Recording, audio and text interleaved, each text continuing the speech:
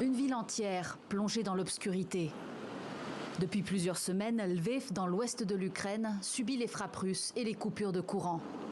Mais ses habitants ne se laissent pas abattre. Générateurs personnels ou vieilles lanternes, toute source de lumière est utile pour garder un semblant de vie normale. Nous avons pris cette lampe de poche. Comme vous le voyez, on ne peut pas se préparer d'une autre manière à ces coupures de courant.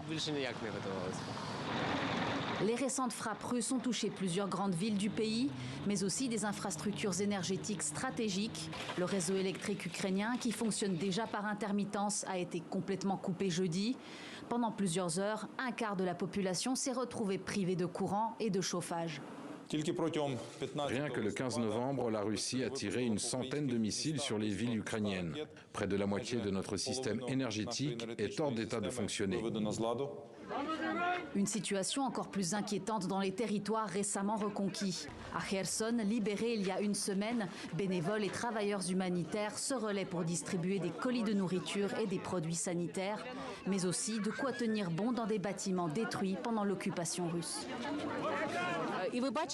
Les gens font la queue depuis 6 heures du matin parce que tout le monde a besoin d'une couverture, d'un oreiller, d'un matelas, de quelque chose de chaud parce qu'il fait froid dans les maisons. Il n'y a pas d'électricité. Les lampes que nous distribuons sont nécessaires. Selon le président Volodymyr Zelensky, Moscou chercherait à briser la résistance ukrainienne en la privant d'électricité.